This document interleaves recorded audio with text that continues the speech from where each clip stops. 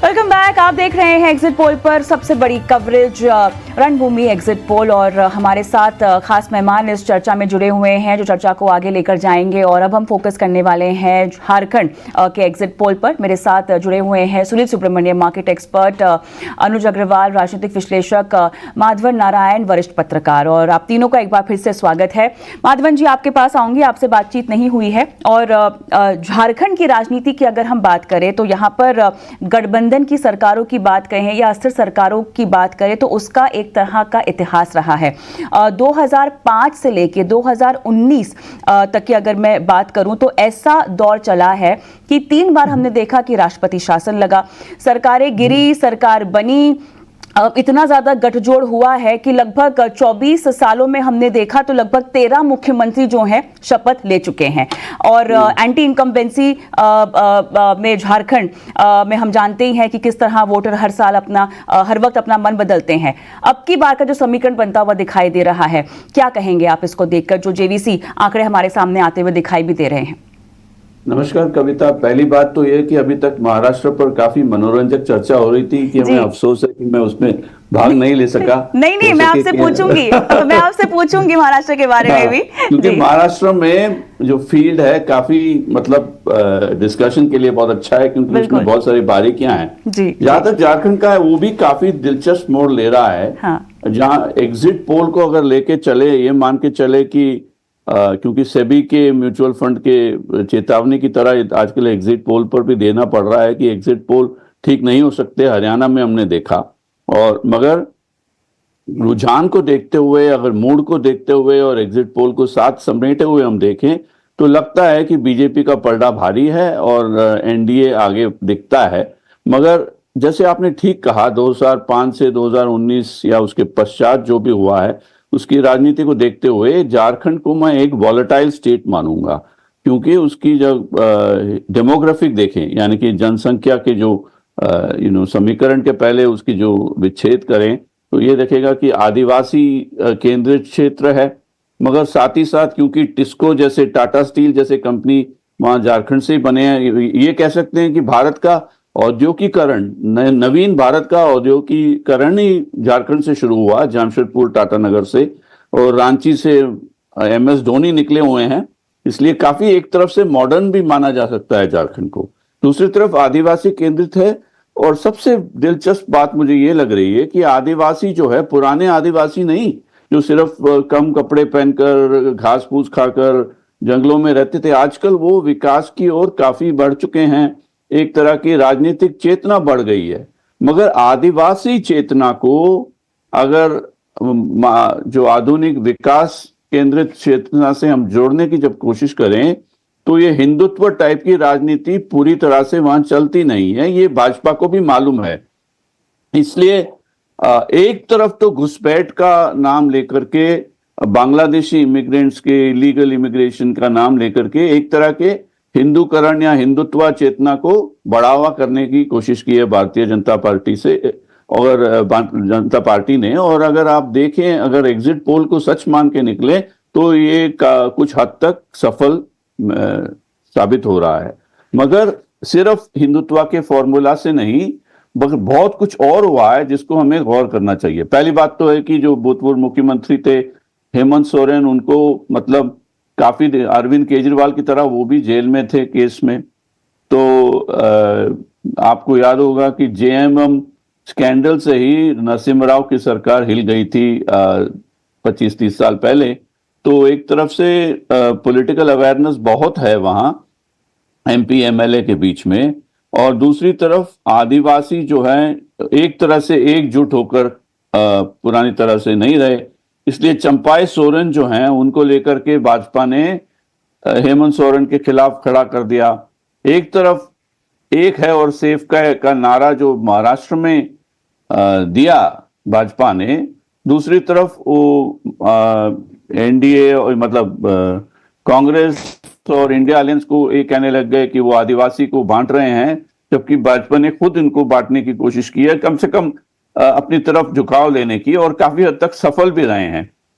तो अब सवाल होता है कि वोट किसके वजह से जीती जाती हैं और हारी जाती हैं। और मुझे लगता है कि शायद महाराष्ट्र हो या फिर झारखंड, राजनीति मुझे आइडेंटिटी पॉलिटिक्स यानी कि जाति, बिरादरी या धर्म से हटकर विकास के उपलब्धियां, खास करके पॉपुलिस्ट स्कीम जिसे माना जाता है, और उस पर ज्यादा जोर दिया जा रहा है। और एक तरह से मैं कहूंगा कि कांग्रेस जहां भी हारता है, आजकल देखा जा रहा है कि कांग्रेसिज्म जीत रहा है, यानी कि विकास के जो स्कीम्स हैं उन पर ज्यादा जोर जब वोट में दी जाती है तो यही साफ होता है कि वो पुराने कार्ड्स जो हैं, जो बिरादरी या जाति या धर्म के नाम पे जो जाता है, उसकी जो इंग्लिश में कहेंगे ना, लॉ ऑफ डिमिनिशिंग रिटर्न्स आ जाता है। जी बिल्कुल, बिल्कुल। तो डिमिनिशिंग रिटर्न को लेते हुए इश्यूज जो हैं कॉमन हो गए। उसके जैसे महाराष्ट्र में आपने चर्चा की कि डेवलपमेंटल पॉपुलिज्म क्या है, उस पर एक अलग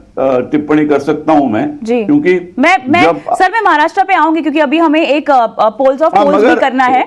जी, मैं ये कहूंगा कि झारखंड हो या महाराष्ट्र, द बॉटम लाइन ये है कि ज्यादातर डिबेट आजकल डेवलपमेंट और उपलब्धियों पर है, ना कि जाति या धर्म पर। और झारखंड में ये इसका भाजपा अगर जीतेगा तो अगर बिरसा मुंडा का नाम में आप दिल्ली में बस स्टैंड एरिया खुल गया है, तो मतलब जो नरेंद्र मोदी के नेतृत्व में आदिवासी को एक्स्ट्रा जो जोर दी जा रही है आदिवासी अस्तित्व पर, उस पर भाजपा ने कुछ हद तक काबू पा लिया है, इसलिए वो जीतने के आसार नजर आ रहे हैं। चलिए, तो यहाँ पर अनुज, अब सवाल यहाँ पर उठता है कि झारखंड में फिर सीएम का ताज किस पर आपके मुताबिक?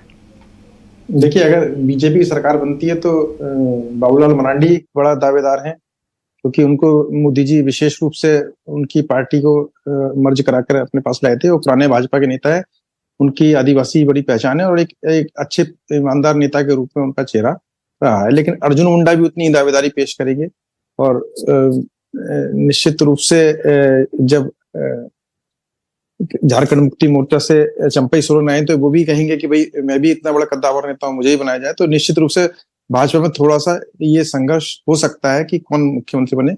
और ऐसे में ये बहुत संभावना है कि जैसे बीजेपी के शासित राज्यों में हर जगह हो रहा है कि किसी नए चेहरे को लाकर मुख्यमंत्री बना दिया जाए। आपने हर जगह देखा मोदी जी जिस तरह से प्रयोग करते हैं और बिल्कुल नए चेहरे खड़े कर देते हैं, तो और किसी एक चेहरे पर इलेक्शन लड़ा भी नहीं गया झारखंड में। तो ऐसे में मुख्यमंत्री कौन बनेगा, ये बिल्कुल अगर भाजपा की सरकार बनती तो कोई नहीं बता सकता। ये उसी मूवमेंट बनेगा जब वो डिक्लेयर होगा। झारखंड मुक्ति मोर्चा और जो अलायंस है इंडिया का, उसमें तो क्लियर है कि हेमंत सोरेन ही चेहरा है और वही मुख्यमंत्री बनेंगे। लेकिन भाजपा में कौन बनेगा इसका अभी कुछ भी हम नहीं कर सकते। तो अनुज, अब यहाँ पर ये बताइए कि झारखंड में जो समझ में आ रहा है एग्जिट पोल देखकर, जो जनादेश समझ में आ रहा है, वो क्लियरली नैरेटिव्स और डेवलपमेंट या विकास के तर्ज पर आता हुआ दिखाई दे रहा है। किस तरह से यहाँ पर इंडी अलायंस की अगर मैं बात करूं तो वो कमजोर पड़ते हुए हमें दिखाई दिए हैं, कहाँ चूक हुई होगी उनसे? देखिए, इंडी अलायंस बहुत कमजोर नहीं हुआ। मैं मानता हूँ कि ये जो फाइट है बहुत क्लोज है। हाँ, और छोटी छोटी कॉन्स्टिट्यूएंसी और 5,000-7,000 वोटों से बहुत बड़ा अंतर पड़ सकता है। इसलिए हम ये मान के चले कि अभी इंडी अलायंस बिल्कुल आउट है। मैं इसको नहीं मानता। तो मैं अभी झारखंड में ही हूँ, इस समय पूरा घूम रहा हूँ, अभी बोकारो में हूँ। मैं यहाँ देख रहा हूँ जो महिला वोटर है उनमें काफी सिंपैथी है झारखंड मुक्ति मोर्चा के लिए, हेमंत सोरेन के लिए, क्योंकि उन्होंने 1,000 रुपए मंथ देना शुरू किया है। आदिवासी वोटर परंपरागत रूप से झारखंड मुक्ति मोर्चा का वोटर माना जाता है और उसका बहुत तेजी से ईसाईकरण हुआ है और चर्च पीछे से पूरी भूमिका निभाता है हेमंत सोरेन की सरकार बनाए रखने में। दूसरा बड़ा फैक्टर है कि जितने घुसपैठी, जो बीजेपी ने आरोप भी लगाया कि मुस्लिम घुसपैठी है, बांग्लादेशी घुसपैठी है, रोहिंग्या मुस्लिम आए हैं, उनको अवैध रूप से बसाया गया है, उनके वोटर आईडी कार्ड बनाए गए हैं, वो एक बड़ा वोट बैंक है। तो जेएमएम का अपना एक बड़ा कंसोलिडेटेड वोट बैंक है। उसके अगेंस्ट में बाकी जितना पिछड़ा है या अगड़ा है वो एक तरह से बीजेपी के साथ लामबंद है। अब ये पोलराइजेशन में चूंकि परसेप्शन का खेल भी है, उड़ीसा में चूंकि सटा हुआ है उसमें सरकार बीजेपी की है, बिहार में एनडीए की सरकार है, बंगाल में भी ममता बनर्जी हिल रही हैं और अभी छत्तीसगढ़ में सरकार बनी और परसेप्शन भाई जब हरियाणा ने भी एक पॉजिटिव परसेप्शन दिया, तो ओवरऑल परसेप्शन चूंकि बीजेपी के फेवर में है और लगातार बीजेपी की एजेंसियां बड़ी आक्रामक रही हैं, उससे बड़ी घबराहट फैली हुई है और ब्यूरोक्रेसी बहुत बुरी तरह घबरा रही है कि अगर फिर से जेएमएम की सरकार आ गई तो निश्चित रूप से फिर और छापे पड़ेंगे और गड़बड़ियां होंगी और हम लोग काम नहीं कर पाएंगे। तो इसलिए कहीं ना कहीं सरकारी अमला एक तरीके से इनडायरेक्टली डायरेक्टली एनडीए गवर्नमेंट को लाने के लिए सपोर्ट कर रहा है। तो ये इनडायरेक्ट फैक्टर्स बहुत सारे बीजेपी की जीत में काउंट करेंगे यहाँ पर। तो इसलिए बिल्कुल क्लोज फाइट जरूर है, लेकिन बीजेपी ने मास मोबिलाइजेशन से ज्यादा जो पर्दे के पीछे खेल है उनमें उनके थ्रू भी बहुत बड़ा काम किया है। और ये एक परसेप्शन यहाँ पे है कि कैसे ना कैसे अगर 2-4 सीटें कम भी रही तो जोड़ तोड़ करके सरकार बीजेपी की ही बनेगी। तो ये यहाँ का एक परसेप्शन है, और बिल्कुल ये मान के मत चलिए किसी एक के पक्ष में यहाँ पर कोई हवा है, यहाँ चीजें बिल्कुल बटी हुई। चलिए अब चर्चा को एक दिलचस्प मोड़ पर लेकर जाते हैं। एक बार फिर से मेरे सहयोगी अनुराग शाह मेरे साथ जुड़ गए हैं और अब की बार इनके पास बहुत इंटरेस्टिंग डेटा है। ये लेकर आए हैं पोल्स ऑफ पोल, महाराष्ट्र का भी और झारखंड का भी। तो अनुराग बताइए, शुरुआत किससे करना चाहते हैं आप, महाराष्ट्र से या झारखंड से? देखिए, ज़्यादा इंटरेस्ट जो है हमारे पैनलिस्ट का भी महाराष्ट्र में है, तो शुरुआत महाराष्ट्र से ही करेंगे। और पोल्स ऑफ पोल में अलग अलग एजेंसीज के पोल है। सबसे पहले एबीपी माझा और पोल डायरी का जो पोल है उसके आंकड़े मैं बताऊंगा। तो महायुति को ये जो है सीटें दे रहे हैं 122 से लेके 186 सीटें एबीपी माझा और पोल डायरी के दे रहा है, और एमवीए को 69 से लेके 121 सीटें दी जा रही है, और अदर्स के खाते में 12 से 29 सीटें दी जा रही है। दूसरा पोल जो है वो पी मार्क रिपब्लिक का है। पी मार्क रिपब्लिक के द्वारा 137 से 157 सीटें, और एमवीए को 126 से 146, अदर्स को 2 से 8 सीटें। न्यूज 18 इंडिया एक बार कांटे की टक्कर दिखा रहा है, महायुति को 147 सीटें और महाविकास आघाड़ी को 136 सीटें। पीपल्स पल्स का जो प्रेडिक्शन है वो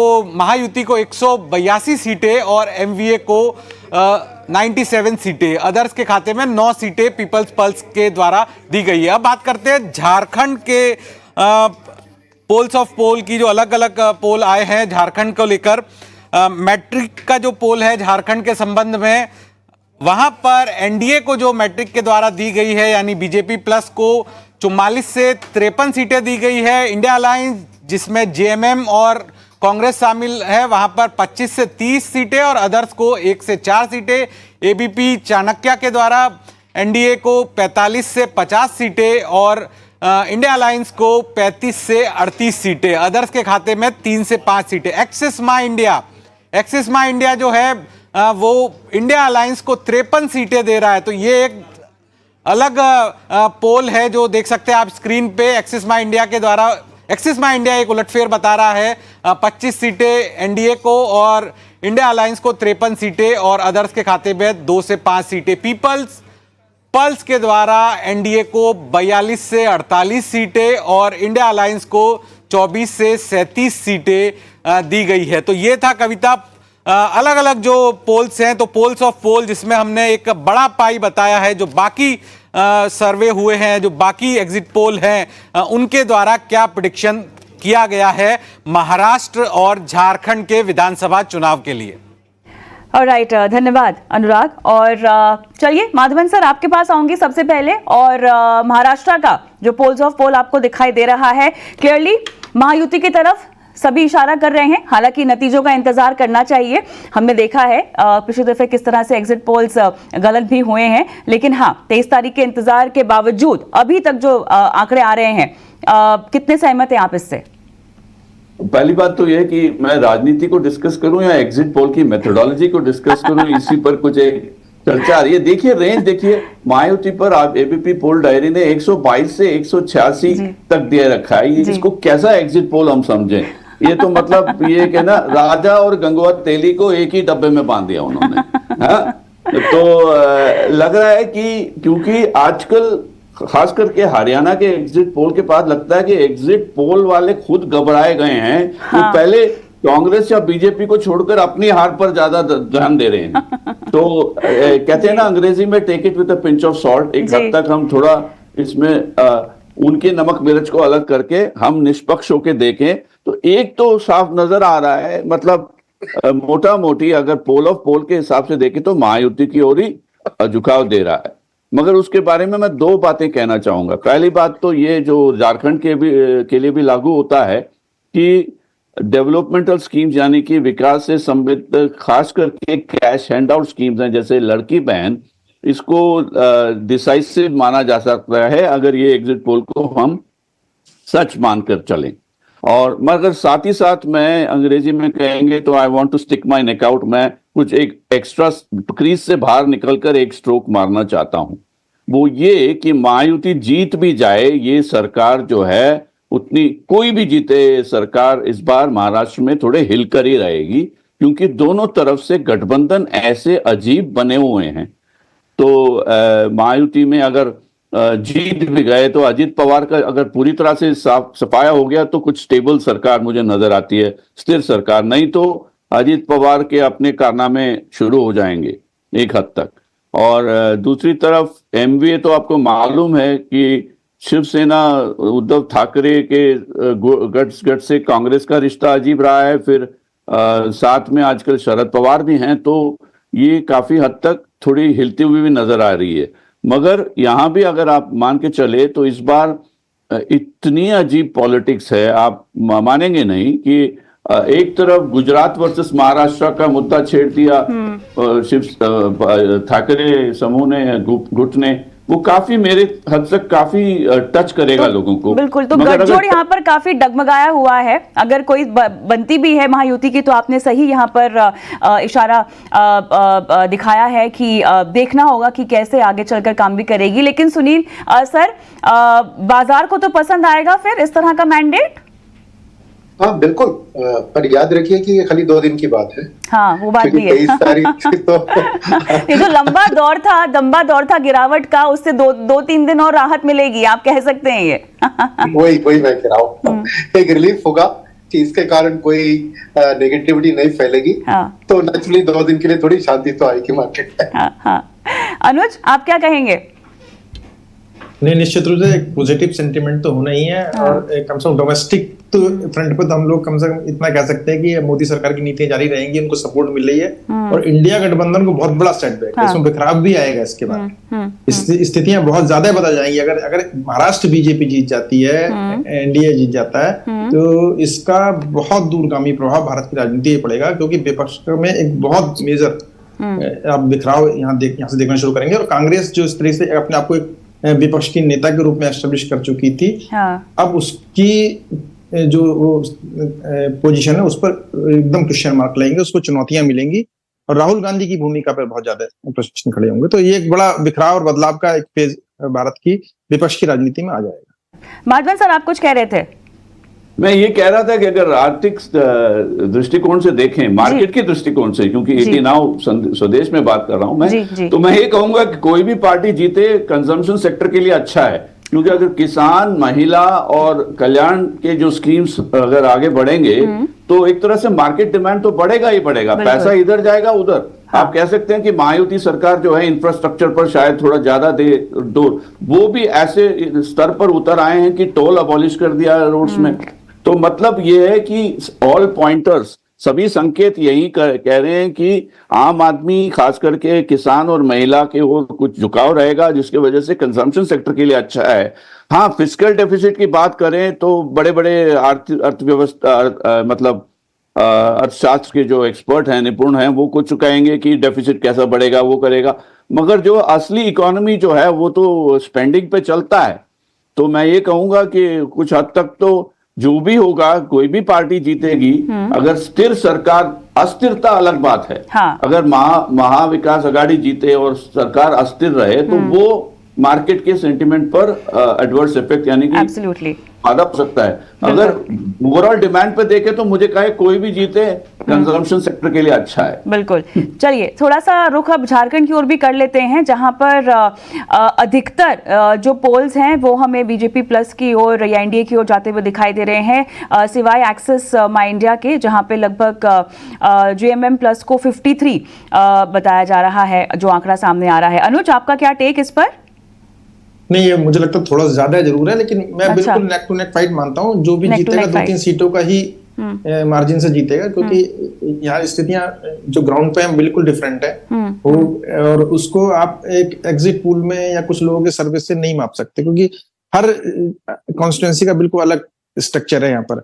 और हर जगह का वोट बैंक, अब देखिए संताल के लिए जो रिजल्ट आपके एग्जिट पोल में आ रहे हैं औरों के भी, तो एकदम रिवर्स आ रहे हैं, बाकी सब पूरे झारखंड के अलग आ रहे हैं। तो ऐसे और एक दो रीजन है जिनमें बहुत कुछ रिवर्स हो सकता है, या जो मार्जिन पर बहुत ही मार्जिन की सीट्स हैं उनमें चीजें अगर कुछ भी पलट जाती हैं तो निश्चित रूप से दोनों पक्षों की सीटों पर फर्क पड़ेगा। तो ये नेक टू नेक फाइट रहेगी, 2-4 सीटों से इधर या उधर, इससे मुझे लगता नहीं बहुत बड़ा इसमें चेंज आएगा। बिल्कुल। तो लेकिन एक वन साइडेड 53 सीट ना, हाँ, तो मार्जिन में फर्क यहाँ पर मेरे ख्याल से एक्सिस में इंडिया में दिखाई दे रहा है और पीपल्स पल्स में दिखाई दे रहा है, जहाँ पे जेएमएम को 16 से 23 बताया जा रहा है और बीजेपी 42 से 48। सुनील सर, आपका क्या टेक? मेरा टेक यह है कि मार्केट के लिए number 1 Maharashtra, number 2 UP by polls, number 3 Jharkhand. Jharkhand का रिजल्ट से मार्केट में कुछ ज्यादा असर नहीं पड़ेगा, तो इट्स स्मॉल स्टेट और ज्यादा कुछ शायद माइनिंग एक बड़ा सेक्टर है उधर, मगर उसके अलावा कुछ ज्यादा इसमें ये नहीं होगी। और ये जो होता है ना, आप देखेंगे तो एक्चुअली एग्जिट पोल और फाइनल पोल रिजल्ट्स में फर्क इसलिए आते हैं, जनरली वोट शेयर सही से वो गणित कर लेते हैं, हाँ। मगर हर सीट में वो वोट शेयर कैसे बदलेगा, इसी में एक गलती होती है। तो मेरा मानना है कि ये सब वाइड स्विंग्स जो बता रहे हैं उनको अपने आप को, जैसे माधवेंद्र बचा रहे थे कि वो प्रोटेक्ट कर रहे हैं अपने आप को वाइड मार्जिन देकर, और नेचुरली वोट शेयर डिफरेंस जो है वो सही है, वो गणित करेंगे, मगर सीट शेयर प्रेडिक्ट करना बहुत मुश्किल है। मगर जिस तरह भी ये जाता है ना झारखंड, उतना मार्केट के हिसाब से इतना इंपॉर्टेंट नहीं है, मैं मानता हूँ। माधवन सर, बताइए आप कैसे देखते हैं पोल्स ऑफ पोल्स को, और कुछ अहम सीटें जहां पर आपको लगता है कि कड़ी टक्कर हुई होगी? हाँ, मगर देखिए एक बात जो अनूप ने कहा है पहले कि अगर एजेंसी, सेंट्रल एजेंसी, अगर बीजेपी और कांग्रेस के राजनीति को ना होते हुए अगर ईडी और सीबीआई की राजनीति मान के चले तो वो एक मूड ठीक नहीं रहेगा, स्टेबल सरकार नहीं बनेगी। इसमें तो मार्केट पर एक अजीब सा फीवर सा हो जाएगा।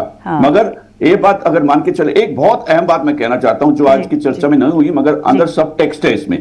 क्या मोदी जी की, अगर भाजपा जीत भी जाए, क्या मोदी जी जीत रहे हैं कि भाजपा की नई दिशा की जो नीतियां हैं, जो हिंदुत्व और राष्ट्र सुरक्षा को हटाकर जनसाधारण की उपलब्धियों की ओर जो झुकाव जो भाजपा में साफ साफ नजर आ रहा है कि भाजपा की जो कांग्रेसीकरण हो रहा है भाजपा की विचारधारा का, उस पर जोर देनी चाहिए। कुछ हद तक उससे जो है सोशल स्टेबिलिटी के लिए अच्छा है और मार्केट के लिए, जैसे मैंने कहा, कंजम्पशन के लिए अच्छा है। मगर अगर झारखंड में अगर इतनी साफ जीत मिले तो मोदी जी को क्रेडिट मिलेगा नहीं, कम से कम अमित शाह को क्रेडिट मिलेगा, क्योंकि आजकल एक तरह की जो होम मिनिस्ट्री वाली राजनीति भी चल रही है, तो उसको लेकर के स्टेबिलिटी का जो वोट है वो भाजपा की ओर थोड़ा ज्यादा झुकेगा। मगर आम एक पॉलिटिकल कल्चर में मुझे बदलाव नजर आ रहा है इस देश में। हरियाणा में भी नजर आया, महाराष्ट्र में भी नजर आ रहा है और झारखंड में भी। वो ये पर्सनैलिटी ओरिएंटेड वोट नहीं है, वो है ना मोदी है जो मुमकिन है, वो वाला दौर खत्म हो चुका है। वो अभी जो है मोदी जी को भी बहुत कुछ मशक्कत, बहुत कुछ चेष्टा करनी पड़ रही है, और साथ ही साथ कई प्रकार के जो मैनिफेस्टो बन रहे हैं। जैसे पत्रकारिता में हम कहते हैं कि you are only as good as your last byline, कि आपकी आखिरी बायलाइन जो लगी उसी पर आपकी छवि है। उसी की तरह आजकल राजनीति में you are only as good as your last manifesto. आपकी जो घोषणा पत्र में जो आपने जो प्रॉमिस की, अगर वो आपने नहीं किया तो आप हिल गए। और कुछ हद तक जोड़ तोड़ हो सकती है कि बिरादरी के एक समूह के लोगों में नए लीडरों को बढ़ावा दे सकते हैं, जैसे दिल्ली में हो रही है, एक जाट नेता कैलाश गहलोत पहुंचते। जी, काफी दिलचस्प मोड़ दिया इस पूरी चर्चा को, लेकिन उस वक्त दिया जब चर्चा को समेटना भी होगा। अनुज, आप कुछ कहना चाह रहे हैं? जी, मुझे लगता है झारखंड में जो सबसे बड़ा अगर रोल आया, वो मोदी जी से भी ज्यादा संघ परिवार का रोल रहा है, आरएसएस का रोल रहा है। लगभग 15,000 छोटी मीटिंग संघ ने की है यहाँ पर पूरे झारखंड में। मतलब एक एक मोहल्ले में, एक एक कोने में, एक एक गाँव में जाकर लोगों को इकट्ठा किया, और उनको ये संघ ने जो माइक्रो लेवल पर काम किया है, ये हरियाणा में भी किया था और ये महाराष्ट्र में भी। और बीजेपी की जीत में इस बार मोदी जी की जनसभाएं भी थोड़ी कम हुई, और उनको उतना हाईलाइट नहीं किया गया। तो बिल्कुल मैं सर से सहमत हूं कि एक पूरा संघ परिवार इस बार लड़ा है। और जो लोकसभा में बिखराव दिखा था वो यहाँ पर झारखंड में भी वहाँ एकता दिखी है। और सोरेन परिवार के अलावा बाकी सारे मुख्यमंत्री, जो पूर्व मुख्यमंत्री, सारे बीजेपी में हैं। हाँ, सुनील सर, आप भी कुछ कहना चाह रहे हैं? उन सबका रीजनल लेवल पे अपना अपना प्रभाव है, वो भी कहीं ना कहीं ऐड होगा बीजेपी में। माधवन जी की बात से मैं एक लाइन पकड़ना चाह रहा हूँ कि मोदी जी और भाजपा में एक चेंज आया है। पहले डेवलपमेंट से आज पॉपुलिज्म की ओर कांग्रेस की तरह वो भी बढ़ रहे हैं, राइट? मगर इसमें इंपॉर्टेंट चीज है जनता जनार्दन। ये बदलाव जो हुआ है ना, हो रहा है, इसलिए मैंने डेवलपमेंटल पॉपुलिज्म की बात की। कर्नाटका इलेक्शन के बाद हुआ है, क्योंकि वहां पे कांग्रेस ने इतना मुफ्त अनाउंसमेंट्स करके जब वो इलेक्शन जीता था, तब बीजेपी को ये हुआ कि खाली डेवलपमेंट से काम चलेगा। क्योंकि ये होता है ना कि ऑपरेशन सक्सेसफुल होना चाहिए बीजेपी का, डेवलपमेंट का। मगर पेशेंट मर गया टेबल पे तो क्या फायदा? ऑपरेशन सक्सेसफुल, पेशेंट डेड नहीं होना चाहिए ना। तो पेशेंट को अगर जिंदा रहना है तो इलेक्शन जीतना है, तो जितना जनता उनको सिखा रही है कि ये करो तो मैं वोट दूंगा, उनको तो जनता को सुनना ही है। तो ये natural progression of the political party मैं समझूंगा। तो नया तरीके का वोटर, जिस तरह से हम नए तरह के इन्वेस्टर भी देख रहे हैं बाजार में, तो एक नया तरह का वोटर है और एक पॉलिटिकल कल्चर भी भारत में अब नया उभरता हुआ दिखाई दे रहा है। चर्चा तो मेरा मन है कि मैं और 1 घंटा कर लूं, लेकिन मेरा समय समाप्त हो चुका है। सुनील जी आपका, माधवन जी आपका, अनुज आपका बहुत बहुत धन्यवाद, समय निकाला इतने विस्तार से इस चर्चा में हमारे साथ आज आप जुड़े। और इसी के साथ रणभूमि एग्जिट पोल में मुझे भी इजाजत दें, लेकिन आप बने रहिए 18 स्वदेश के साथ ही। नमस्कार।